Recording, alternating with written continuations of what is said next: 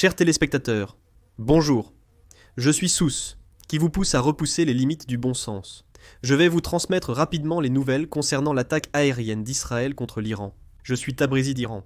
Israël vient de lancer une nouvelle attaque aérienne sur Tabriz. Israël a annoncé des opérations militaires contre l'Iran pour les 2 prochaines semaines. Je suis iranien de Tabriz. Actuellement, l'armée israélienne mène des frappes aériennes massives contre Tabriz, située au nord-ouest de l'Iran. Je suis Kermanshah d'Iran. La région de Kermanshah est actuellement attaquée par des frappes aériennes israéliennes. Israël a réduit ses troupes dans la bande de Gaza pour se concentrer sur l'Iran. Je suis Natanz d'Iran. Voici une installation nucléaire iranienne. Suite aux frappes aériennes iraniennes, il a été confirmé que de nombreuses installations nucléaires ont été détruites. La frappe aérienne israélienne contre l'Iran était d'une ampleur inédite dans l'histoire du pays. Selon les informations, ils ont attaqué plus de 100 cibles en Iran, neutralisant le système de défense aérienne et causant d'importants dégâts au pays. L'armée israélienne a continué de détruire le système de défense aérienne iranien à l'ouest de l'Iran, avec des avions de chasse. Des dizaines de radars, de systèmes solaires et de rampes de lancement de missiles ont été détruits. Le général de brigade Amir Ali Hajizadeh, commandant de la force aérospatiale des gardiens de la révolution islamique, a été tué lors d'une attaque de l'armée israélienne, selon l'annonce du corps.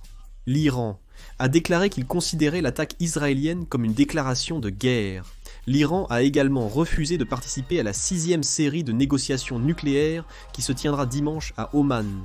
L'Iran a annoncé une restriction temporaire d'accès à Internet.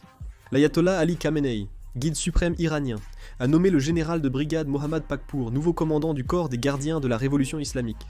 Voici une carte indiquant les endroits frappés cette fois par Israël. Au total, 17 attaques ont été menées. La capitale iranienne, Téhéran, est également incluse. Israël a déployé 200 avions de chasse pour cette attaque.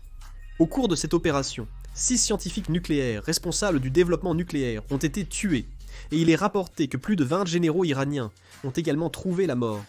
Israël tente de convaincre les États-Unis de participer à une opération militaire contre l'Iran.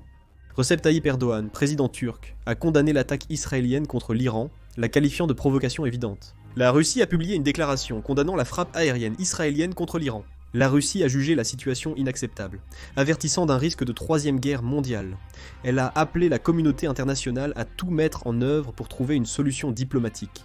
Trump a exhorté l'Iran à accepter l'accord nucléaire, menaçant d'attaques plus sévères. Nous appelons les téléspectateurs en déplacement à être particulièrement vigilants à leur sécurité. Suivez les tendances de la situation et les avis de sécurité de l'ambassade pour l'instant. Nous vous demandons aussi de renforcer la sécurité sur chaque site de travail, en vérifiant notamment les lieux d'évacuation pour vous préparer au pire scénario. Si vous avez été touché ou avez connaissance de dommages subis par nos ressortissants, veuillez en informer immédiatement l'ambassade. Merci.